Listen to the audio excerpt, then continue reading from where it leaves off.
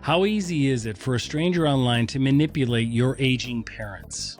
Could your kids be sharing just enough on social media to put your whole family at risk? Hey everyone, today we're going to hear from somebody with a wild and inspiring backstory, Dr. Feliks Kravets. He grew up back in the USSR, moved to the United States with his parents chasing freedom and opportunity, and ended up becoming a respected educator, cybersecurity expert, and proud dad. Let me tell you, this guy gets it. We're talking about something that's hitting families everywhere right now, how online predators and criminals want to harm you and are zeroing in on the elderly and our kids using social media and psychological manipulation that's honestly scary in how effective it is. Dr. Kravets shares what he's seeing on the front lines, from fake grandchild scams to TikTok traps and the simple warning signs most people miss until it's too late. Here's the kicker. If you listen through to the end, you'll get practical advice on top ways today for protecting yourself online, as well as your relatives, your loved ones, and your children. You don't want to miss this. It's eye-opening, it's practical, and it could seriously save someone you love. Welcome back to Cybercrime Junkies, where we dig into the real stories behind the clicks, the cons, and the cyber Wild West. So enjoy the ride. Let's dig into it. Look, let's be real. Cybercrime is everywhere. Data breaches are hitting headlines constantly. I started Cybercrime Junkies for two reasons. Because true crime stories are addictive, and because leadership can be learned, and great leaders need to understand cyber today without all the technical jargon. So do us a favor, smash that subscribe button.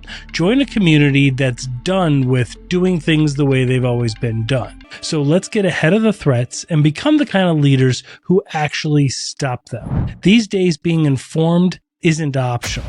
This is Cybercrime Junkies, and now the show.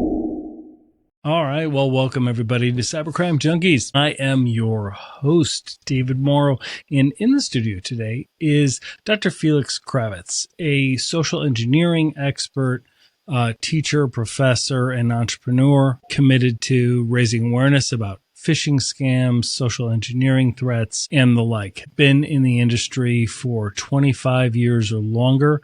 A first-generation American, Dr. Kravets brings a bilingual background and cultural awareness to all of his training programs. He moved to the U.S. back when he was a child from the former USSR. It'll be interesting to get that take. Moved back in the early 90s, and we thank you for all you do.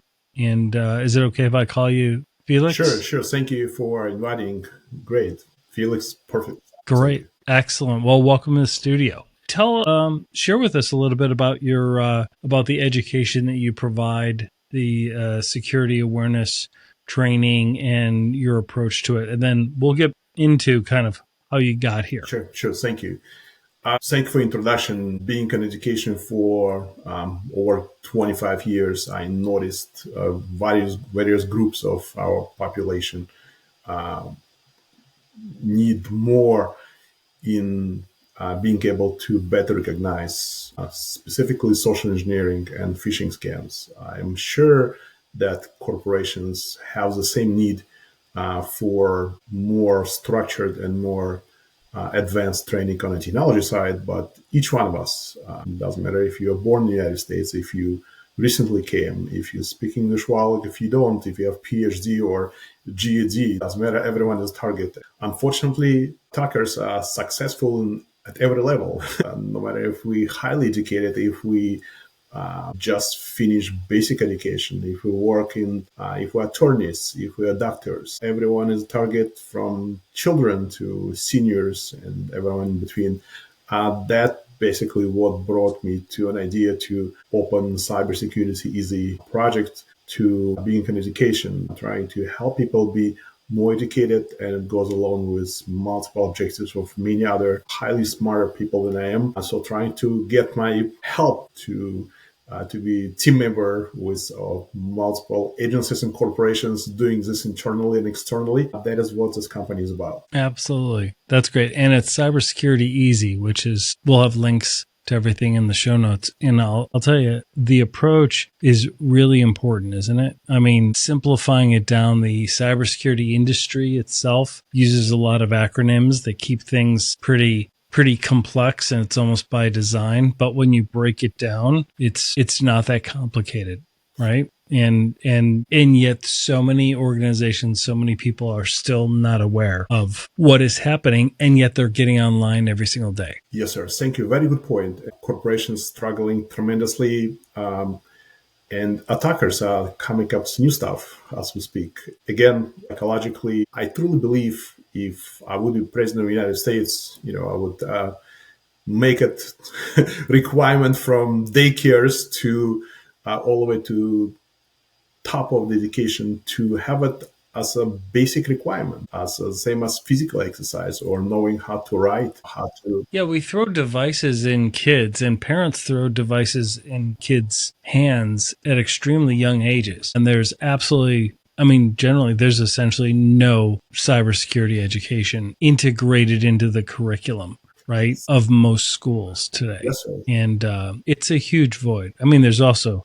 There's a lot of problems with our curriculum, but different people have different opinions on that. But look, we are in a world today where we're more dependent on the technology in our physical world, right? Like the technology that we use affects our physical world. Think of healthcare and education, etc. And yet we're not really providing ample education for people of what are common threats, what are things to look for, what is a red flag when you see it, what is an anomaly, that type of thing. Sure. Great point.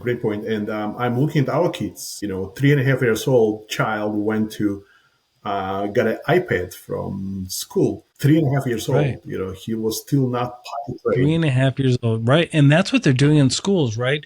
The iPads are in the very young age groups, and then they move up to the Chromebooks, essentially. Yeah. That tends to be a national pattern. Exactly. Thank you for bringing this up. And like I said, the child was not yet potty trained. He was still in diapers going to school with iPad in his hands. And at the age of 10, we notice our kids know so much on the social media on using Roblox.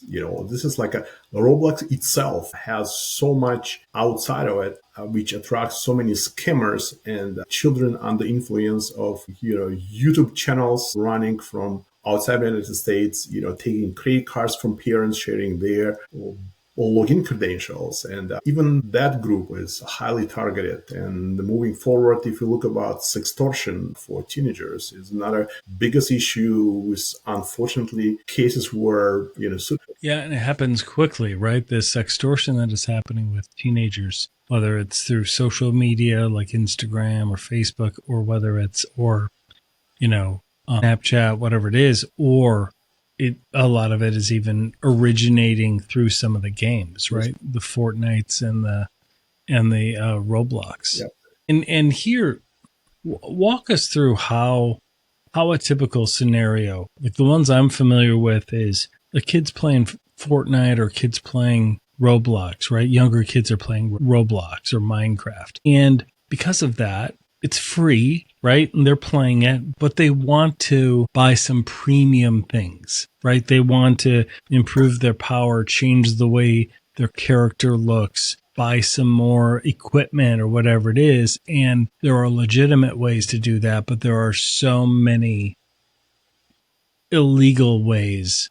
And children especially, but even parents, don't even know that they're buying something that contains malware or spyware or info stealers or something like that, because the site looks legitimate. Is that what you're seeing? Yeah. Thank you for bringing this up. It's a great, great point. So with Roblox having hundreds of people working in cyber safety, and the website can be fully secured by the children, not just playing, they also want Robux or those currency which parents can pay for, or children are looking at other players who saying, hey, you want those bonuses? click and follow me, or you want a free money to buy stuff or to be your Prime member, click right here and you can get Right. it. And links going somewhere All the else. different skins, all the different stuff, right? Exactly. Like the different ways the avatars look. Like they want to, there's elements in the game that allow you to earn certain things, but for $5, $3, $10, they can really advance their play. And when they play for hours and hours and hours, weeks after weeks after weeks, and months after months, right? It means a lot to them. It does. And It does. the problem is the child oftentimes will say, here, mom, here's the site, right? Can you buy this? And they'll either give the child the credit card to type in, or most often even the parent will do it. But the parent doesn't know. The parent isn't playing the game actively, right? And so the site looks real, but they're putting in their credit card information, and a couple of things are at risk, right? One, you're putting credit card information into a rogue site. So now they're going to have your credit card information. They could obviously use that. But more than that, isn't it, is when they download the premium assets, right? When they download the new skins or the new weapons or whatever it is, on the back end of that is a lot of info stealers, malware, things that can record from your camera, things that could listen in, all of this stuff, right? Yeah. Yes. Thank you. Thank you for bringing this up. So I just want to say, no matter how great and how I secure the Roblox system itself. I'm not talking about the actual Roblox, right? I'm talking about scammers that are impersonating Roblox to do it. Right? Exactly. So good point. I'm glad. Let's clarify that. We're not talking about the games. We're not talking about the legitimate platforms. We're not talking about the cybersecurity on the back end of any of that. Yes, thank you. We're talking about criminal element that impersonates those, because they're dealing with children and parents that aren't actively playing those games. And parents don't. Great point. I mean, we're so busy. No, not at all. Even at the age of 8 and 10, we have no idea what our children are going through. Like you Not say, at all. it sounds like a legitimate It's game frightening. and people playing, but the player can say, hey, you want to review Roblox, click right here. And then they click and they're going completely outside of this game website to a website which can be hosted in Russia, in Ukraine, in Canada, in India, any place in the whole world, even in the United States. But there is no way to know what way children are going to. And those folks will say, hey, get your credit card. You put right here, or click right here, download this free stuff. I can get a free Roblox. And children will do. And spyware will be installed on the computer, which can be used by parents or whatever the case is. So there is so many YouTube channels specifically designed to educate children. And I think there is my kids watching, a few folks who specifically talk about scams on Roblox. And if you're a parent and if you not really can stop the train and, there's no really way to do it nowadays, in many cases, at least, talk to your children, talk and ask, hey, I heard so much scam. Can you please tell me about it? Maybe children should present this topic during the after dinner time, and parents will say, you know what? You explain me 5 scams on Roblox, I will give you $5 to buy Roblox. Yeah. I love that. I love that idea. Yeah. And it's important too, because we're all so dependent on technology. To some degree, we talk less, we speak less with our families, with everybody, right? Everybody sits down at the table, everybody's got their phones out, etc. And I know there's a lot of initiatives to not do that, but it's still a practical reality for a lot of families. But it's really important, isn't it, that the parents say, if you ever feel uncomfortable, no judgment zone, like come to us, come talk to us. And I think that's really important for parents to do. For sure. I mean, there's a lot of advice, especially when it gets into very violent threats of cyberbullying and sextortion for teenagers. It's gruesome. It's very violent, and they're very, very persuasive. Like they're very good at their jobs. Yeah. And it's sad, and it's really important, and it happens quickly. The stories of the suicides that have happened with sextortion, they happen within 12 hours, like 8 hours. Like it happens so quick. You need that open door, a true open door of communication where they're like, no matter what you think you did, no matter what you may have done online, just come to us, talk to us about it. you won't be in trouble. We're actually the number one job of the parents are to protect those children. Thank you. So thank you for bringing this up. It's a great point. As a parent, well, it's a good topic. Like we could talk about cybersecurity and threats and ransomware all day long, but we do that all the time in our day jobs, right? Like we talk about that stuff all the time. This is really important. This stuff here is really important. It is. And it doesn't get a lot of discussion. There's a few great topics and YouTube channels out there, but not everybody's seen them. So it's important to bring this up. Yeah, thank you. It's a great point. And as a parent, we tell children, don't do it, don't go online, don't stop playing those games, go to eat, get dressed appropriately, get your phone out. Go read your biology. Yeah. Don't go play. Don't go play Roblox. Exactly. Like, what's a kid gonna do? Exactly. Like, come on. As a result, children in their minds, they think that Roblox is something that we should like hide from parents or do it when they don't. So instead, I truly believe, and thank you for pointing this. Parents should say, "Hey, can you show me how to play it?" So kind of get closer to children, like you say, to build up the trust and say, it's a really cool stuff, can you show me more about it? Not completely reject it. It's the same with extortion. Children at the age of 12, 14, 16 truly believe they know better than we do, and they will not come to mom and say, hey, what should I do if this, the daughter will not come to father and say, what should I do if this boy said he wants to kiss me in the cheek? I mean, should I say yes or no? She will go to her buddies and other girls to ask those questions. So the same way children will ask other children. For us parents, no matter what we do, and as you mentioned, we're all working crazy hours and we don't always have time, and we trying to be strict, say no technology, no games, and or make sure. Instead, like you said, it's a great idea to come back and to say, show me how to do it. I would like to learn more. And what about cyber safety? Can it be scammed? What do you think about it? Maybe kids should present stuff to earn those. I love the idea of like, if a child wants to teach a new something, right? They're asking for something. It'd be like, you'll receive that reward. Tell me one way that somebody bad could take advantage of this, and actually get the kids to start to think like, well, I play it safe and I look, but here's what I've heard, right? I've heard about somebody doing this, or I've heard about this, because I'm telling you, they have. I've raised 4 kids. Like, they're a lot more savvy than you realize. Once you stop talking down to them and you ask them open-ended questions, right? And you go, tell me about this. What about this? How does this work? And all of a sudden, all that information comes out and you're like, holy cow, are they aware? Yeah.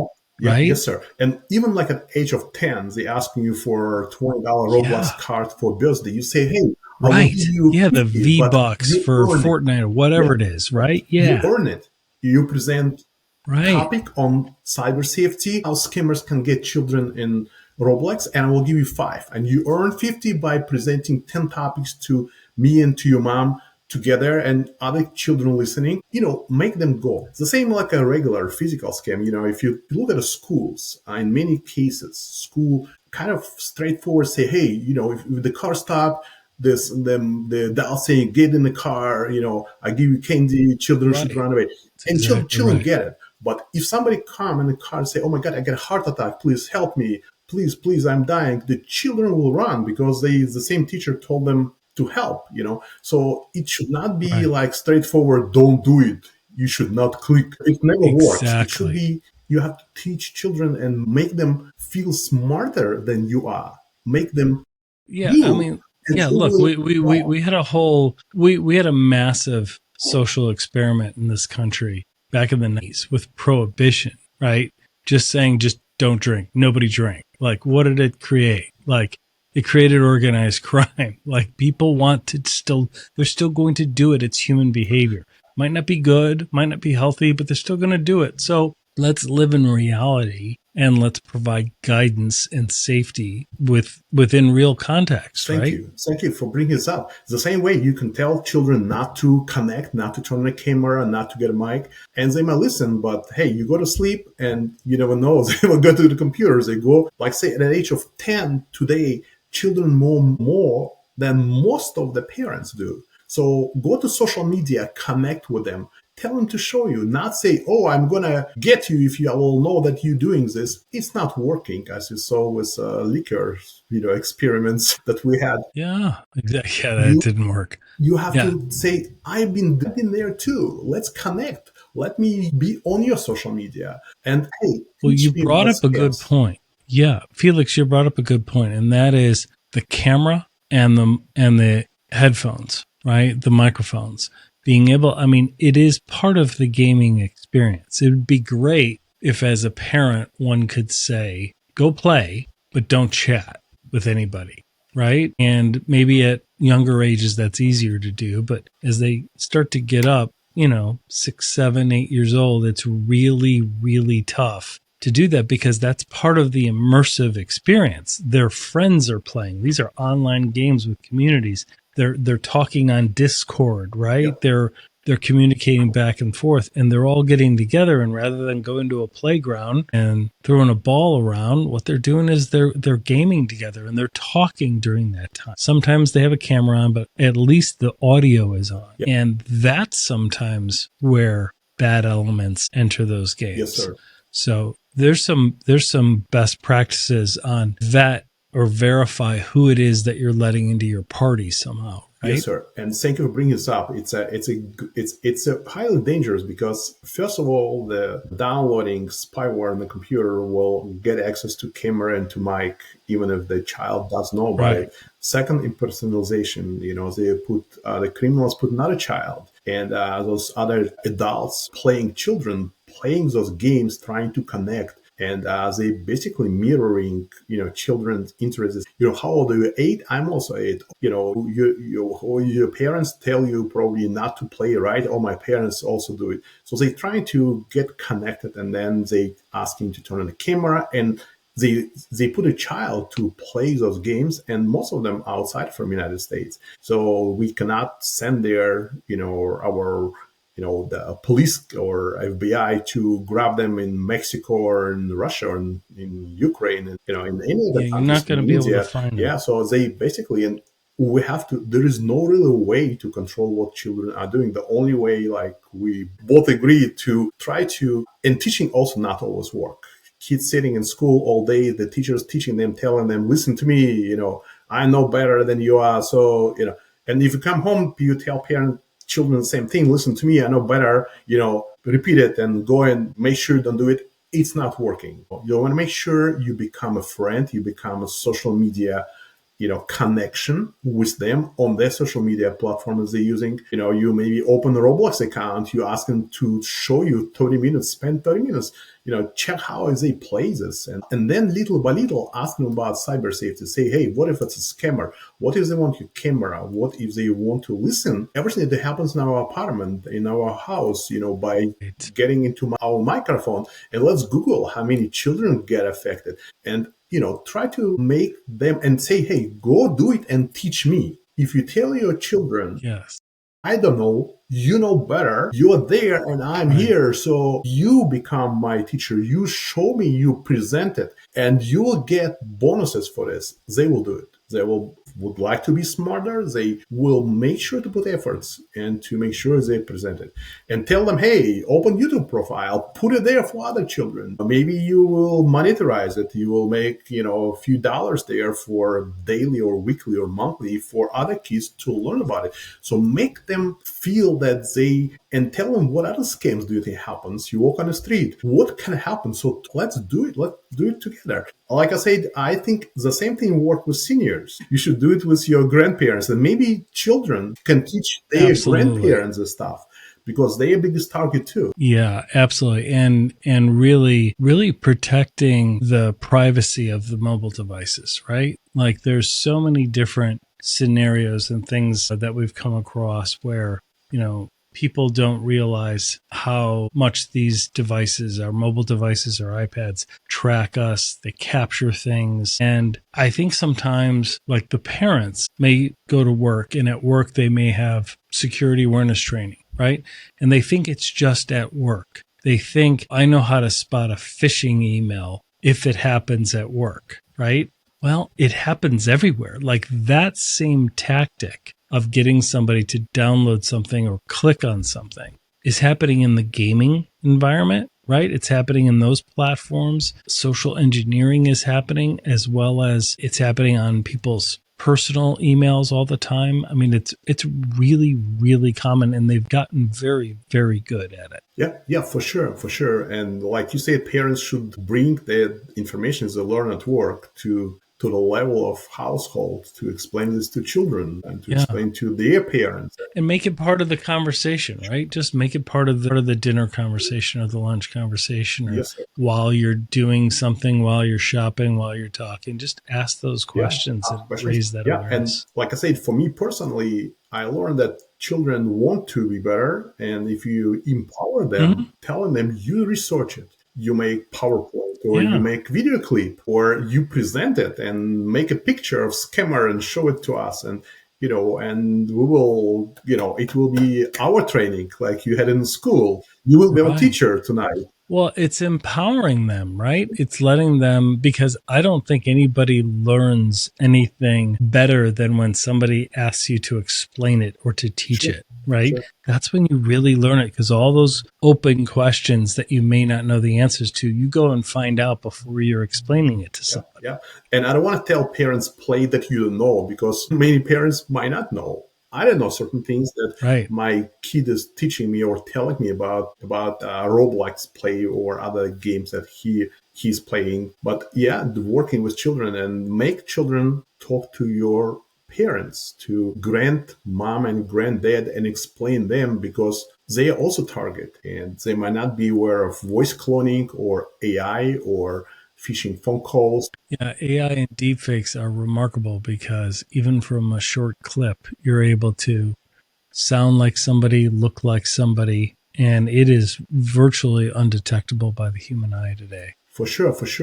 And the other thing that you point out that's a really good point to make here, because our listeners or viewers may not be aware, but there can be an ad in a game, or there could be an ad, maybe not within the platform of the game, but an ad that is advertising, let's say on YouTube or Instagram or Snapchat or wherever. And that ad could be for Roblox or for Fortnite or some popular game, right? But behind that ad, and it could be a great price and the kids want to buy it, right?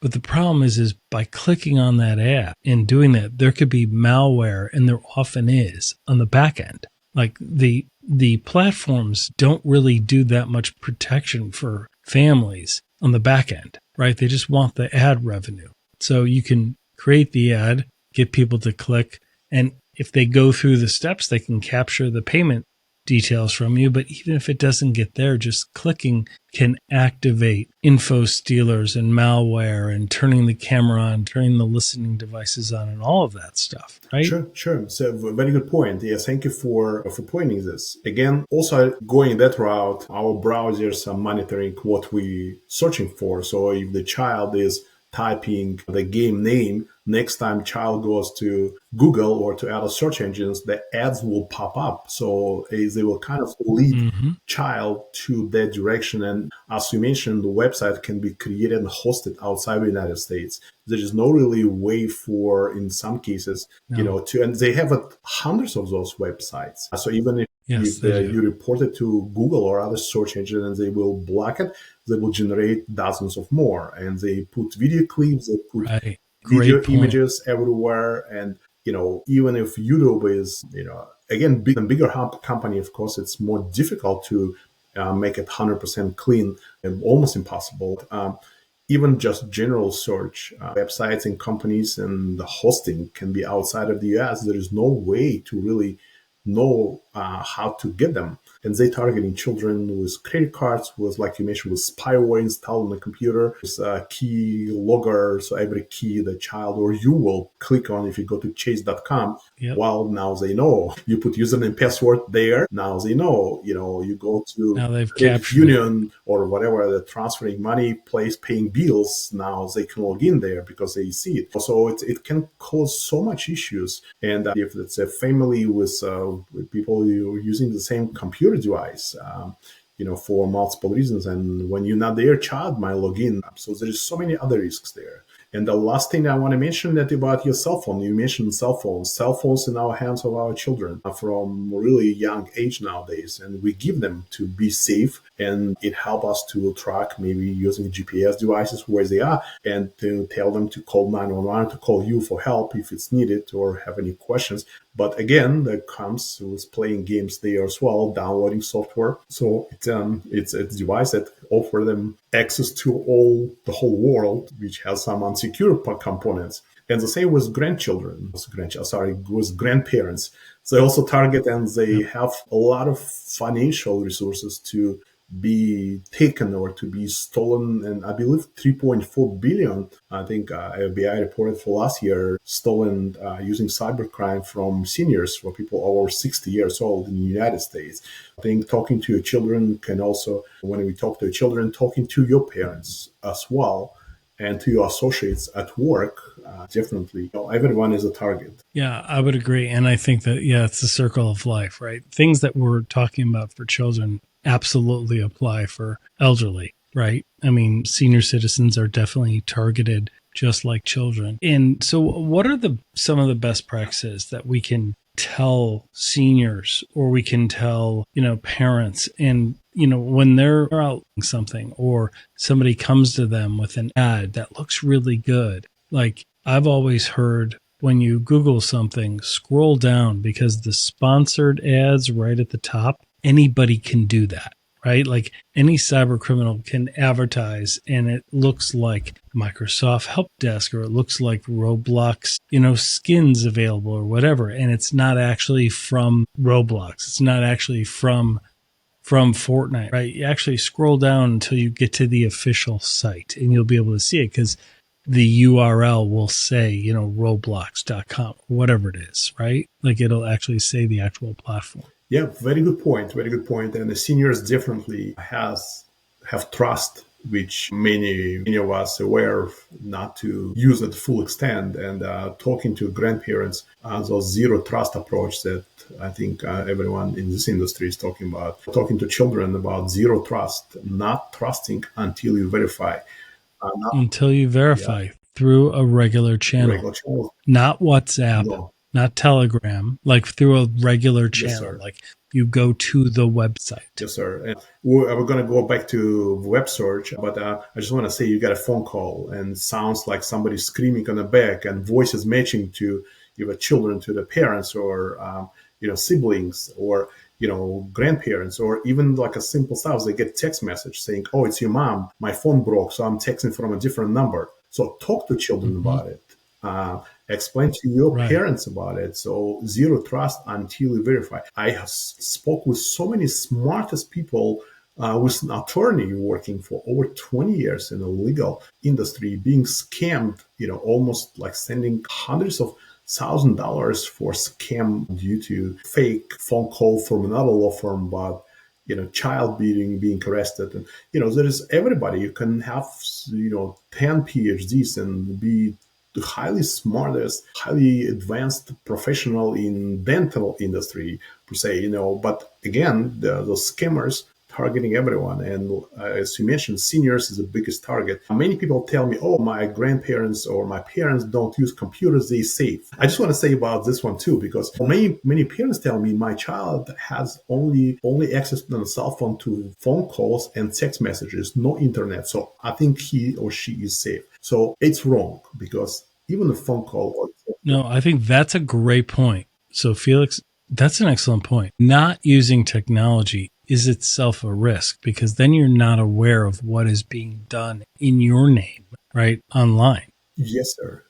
There's a lot of seniors that are like, "Well, I'm just not going to be involved with technology." And meanwhile, their Social Security benefits are getting rerouted, or a portion of them, because they're not logging in to check. Right? And there's a lot of things that they don't see, that you can only see by leveraging technology. Yeah, thank you. Thank you for bringing this up. So I have friends, they saying, "Oh, my grandparents, they in a nursing home." Okay, so they use cell phone. Why do they really need even? Look, they can call pretend to be from Medicare or Medicaid. Their parents will share Social Security number. And they say, "Oh, they're not going to buy a house and any mortgage anymore." They're opening credit cards under their names. They're opening They opening the loans, car loans using their parents and grandparents' names. So they're not physically, even if you do not use computer. I spoke with folks like their children going to religious schools and said, they don't use internet. We're trying to keep them away from, well, look, text messages. They say, oh, we're only texting. But text messages can have links. It can be scam. That text message can come from the phone number, which is completely fake and spoofing their mom or the dead number and say, oh, don't pick up the bus today. Go to another side and, it will be our neighbor who will pick you up. Text messages don't make anybody safe. Not talking about links in text messages. People say, we'd like to send $10 to support somebody's campaign or whatever. And there is one link will say unsubscribe. People say, oh, I hate this stuff. They keep asking for $10, on which side, what doesn't matter which side you're on. But people click unsubscribe, and it's a scammers. By clicking unsubscribe, you tell them line is active. And tomorrow they're going to offer you options to donate money to local service, retirement foundation, which is complete scam. So they, by clicking or by responding, even if you're saying, or they say type do not call or type unsubscribe and we will never touch you. People send messages back, and basically you get what scammers need. You confirm that it's a valid number, somebody is watching, somebody is listening, and you will continue doing this. They have to the same thing. You have to talk to your parents, to your children. And scams on search engines, definitely URLs. In many cases, before you click, you should have antivirus and anti-malware installed on your computer. Going to website which is set to install software, virus on your computer or malware or any type of technology to scam you, will take seconds. By clicking on just URL, you basically let somebody install and do anything that they want to your computer. So you have to be highly careful, especially with grandparents and with your parents, because they lived in a time when it was safer and trust level were much, much higher. And to survive today, you have to, tell them that they have to be very careful. I'll go to senior facilities. Yeah. I mean, back in the day, you had to put yourself in a precarious physical environment in order to reach some of these people. But today, you just literally just get online. I mean, before you had to walk down a dark alley, right? And here you don't have to. You just log on like you normally do. Yeah. Talk about criminals. In the point you bring up too is it's so important to freeze credit. Here in the United States, parents need to freeze their credit, and they need to freeze their children's credit. Thank you. And the reason is because, like what you just mentioned, is they can take out loans. We've met many, many children that now come of age that are trying to get student loans or trying to get their first car or whatever, and they have a foreclosed condo in Las Vegas. And they're like, what?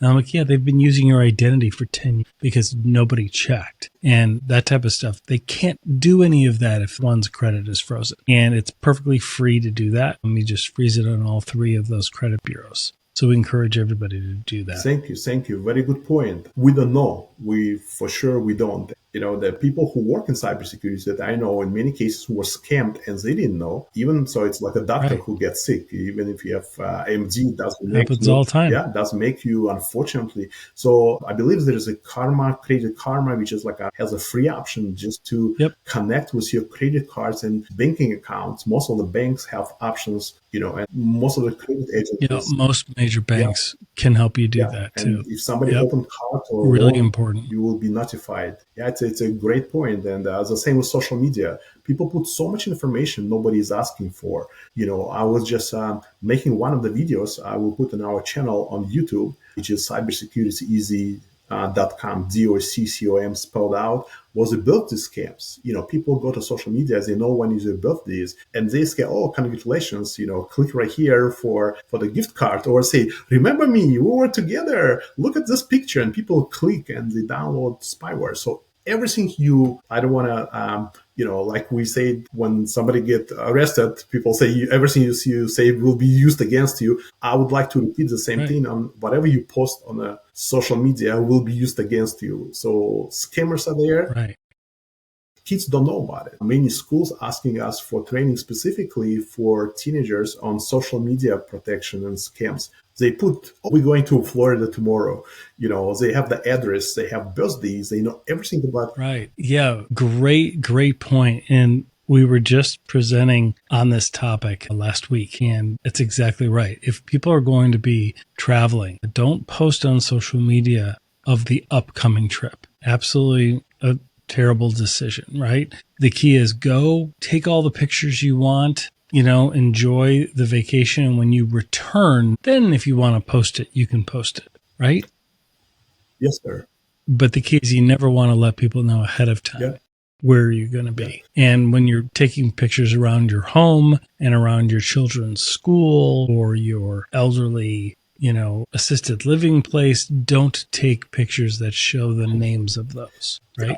All of those are good best practices. Yes, sir. And all information that we share can be used. Like I say, people put first they put first last name on a social media, which is not the best idea. Mm-hmm. You can Google. I would recommend everybody Google yourself. Google your children. And if you have access to their social media profiles, check what they post there. In most of the cases, parents, people who are in social media with the children know much more better about your children than parents do. And we don't know who they are. We don't know if they're pretending to be children or not.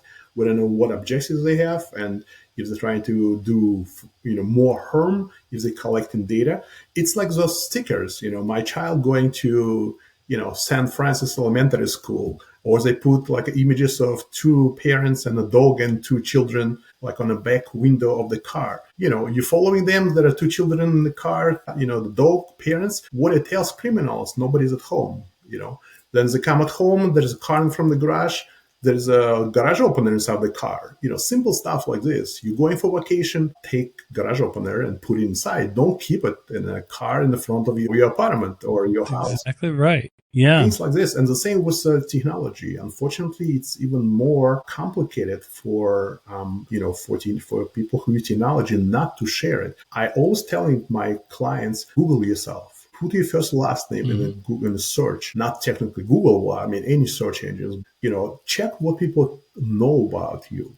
Or if they can put your first name, find your address. What information brokers sell for $5, you can find for $3 nowadays. Mention all the background check, previous marriages, divorces, properties, lawsuits, tickets, background check. Anything that's a public record is out there for sure. And then there's a lot of other stuff that you may not be aware of. Yeah, and criminals using this. They come, they call, they pretend to be having this information in place and using this. So you have to explain this to your children as well and to your grandparents.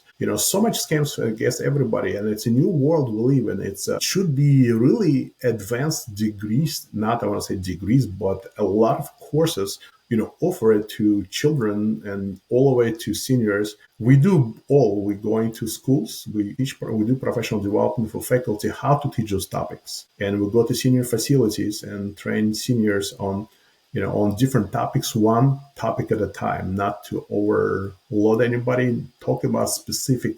And scammers getting smarter and smarter. If a year ago or 2 years ago, those Nigerian prince who wanted to send you $18 million was a top scam or IRS phone call. Today, they're getting smarter and smarter. And your voice of your CEO, if you're talking about business, or from YouTube. I also learned that many companies now using passwords. So if there's somebody sending phone call, voice message to another team member, they have to specify the password for that week or for that month, because fake voicemails requesting printed documents or transfer money. If you're talking about business, the same with grandparents, voicemail from grandchild who maybe in Florida over the weekend and arrested, wallet stolen, don't tell my mom, she's going to kill me, transfer $2,000 to help grandma, please. Bingo, $2,000 going nowhere. That happens all the time, and it works because it creates amygdala hijack. It creates that biological, neurological condition that we all have that we can't get rid of. Like, it is inherent in us for thousands of years. And it's that we have a woolly mammoth in our village, right? It is that fight or flight. It creates that emotional thing that drives behavior. And so by pausing and recognizing and verifying, right, through a legitimate channel before you take any action, that's really important. Yeah, and assuming and remembering no matter what you hear, what you see can go wrong. Like you said, websites. Yeah. Go to Wikipedia and check if the company is there. Check what website listed on their webpage. Go to Google and search details about the company that's asking you, or call back. Try to find your relatives. Try to confirm prior to. Call to police, call to FBI if it's out of state, but don't just send money. Yep. At least Google, I received a phone call like, what should I do? Use ChatGPT to look for before you jump to conclusions. But you start talking about me being first generation American. I just want to say that, immigrants, so people who come to the United States from other countries, they're also biggest target because they don't know. Yeah, they're targeted. Absolutely. Right. Things that we don't know. They don't even know things that we know in many cases. So there's ESL or English as second language programs, and the schools offer don't have any of those components about safety that teach people how to speak, how to apply for the job. I used to work in a program that was out of one of those nonprofit agencies helping youth out of jail that once they were released to kind of recover, people coming and they going back to or good trying to maybe live safe, and they open credit card and somebody send them scam and boom, first $500 they earn stolen, and people say, oh my God, what's going on in this world? Yeah. Welcome to America. Yes. Right? Like, welcome to America. All your very first paycheck, scammers just stole. Or it's terrible. Somebody was incarcerated and came out and tried to earn $1,000, and they scammed them the same way as everyone else, and people don't know. So everyone is a target. As we mentioned before, I truly believe that it's a time for everyone. I believe Sun Microsystems, back to CEO, back to 1999, say that, Scott, I think was his name, he say that, we have no privacy anywhere. So think about privacy. I truly believe that, we should really look into cyber safety, and even certain things when you talk about family members, and privacy definitely is important, but it should not overload your ideas about safety. It should be taken into consideration for sure. And I was always wondering, and please correct me if I'm wrong, and please share your thoughts. We have those chips on GPS chip for dogs and cats, and I think it's even legally advisable or a requirement for dogs and pets, other pets, to have those chips in the body in many states and counties. And I know children, I mean, you think about crime against children and missing children, why we don't have a chip in the children? It's wouldn't be easier to... that gets debated a lot. I don't want to sound Russian. Look, and try to involve everybody's privacy, but I mean, would logically... No, but it's deeper than that. It's interesting. That's a whole other podcast, right? Because that's a really interesting discussion, because think about it. Part of the, our health information, all of our very, very private information about our own bodies, about our own health conditions, right? We're leaving it up to these companies or these rural hospitals or a physician's office, right? And they're not doing a lot of the cybersecurity to protect our data. It would be nice if we could own the data, like we have it, and then we just share it with the people who need it, and then we revoke it after they get what they needed, right? But we're the keepers of it. And that goes along with like a chip or something like that. And I believe there's a lot of debate around that, and I think right? And there's religious concerns, etc., and I understand it, but there's a very practical element to it, right? Yes, I mean, my animals are chipped, so I could find them. It'd be nice to be able to find my kids, right? Yes, like, or kids that run away or whatever, right? Yeah. It's pretty and good. Maybe there's a certain age where we should stop and give children privacy, but until that age, I mean, the age of right, and then they can take control. Like, what kind of privacy your child would, I mean, Yeah, and I think even Musk, one of his projects were related to chips in the body, and eventually Yep. it will come one way or another. Either we'll like it or not. It's like instead of carrying the Right. wallet with 15 credit cards, Yeah. if there is something small, can be somewhere, and I believe it might be even less in terms of criminals. And I mean, if there is nothing to take from us, and hopefully they will not cut chip with a Right. piece of the Exactly. body, but it might also prevent. I know many businesses going out of cash and try to be like only credit card, but with a scan, with those wireless scans, and definitely, and hopefully that might also bring some additional security. From another side, I don't know. I mean, if this information is stolen, if somebody stole the copy of the chip, I know this Chip. Yeah. RFID crime with your Well, I mean, wallet. that's the challenge, right? Yeah, like Yeah. if somebody's standing behind me in line, in the coffee shop, and they have RFID, Right. And they're able to they scan your all my credit credit card. without even They could touching scan me. you. What if I have a chip and they scan my chip with all medical information, with everything? So it should be kind of second layer of identification, definitely. But we're getting there. We're getting there. I saw one of the countries, they have a chip in the car plate, and the police basically don't stop your car for speeding. They just send you a message that appears on your board saying your $1,000 deposit in the city was deducted for like $500. So they people don't even stop the cars; they scan it and they deduct. Well, that's good for officer safety too. Yeah. Right? Like if I don't want to say that we should pay $10,000 deposit, but for speeding, it might be. Right. Maybe it will prevent them from speeding, but yeah. That's excellent. Hey, Feliks, phenomenal conversation. I could talk to you for hours, sir. That was really, really good. All of your links will be in the show notes. You have some children's books out there on cyber safety. We will have links to all of this. I encourage everybody to check out your YouTube channel and check out your information, your security awareness, and those children's books. Thank you. I will send it to you. We thank you so much for your time it. It was today. a great conversation. Thank you. Really good conversation. Thank you so much for participation. You know what? I had a podcast before, and person just asked me one question, and it was like no other question. So I was basically talking for like those are boring. Yeah, we don't want those. We want to keep the conversation going. I could have talked to you for a long time, but unfortunately, I've got a meeting coming up. So, but hey, buddy, thank you so much. This won't be the last time that we talk. There's always stuff to go over, and I really look forward to speaking with you further in the future. So I will keep up the great work. Thank you. All right. Talk to you soon. And thanks. David, hey, if I can. Well, that wraps this up. Thank you for joining us. We hope you enjoyed our episode. The next one is coming right up. We appreciate you making this an award-winning podcast and downloading on Apple and Spotify and subscribing to our YouTube channel. This is Cybercrime Junkies, and we thank you for watching.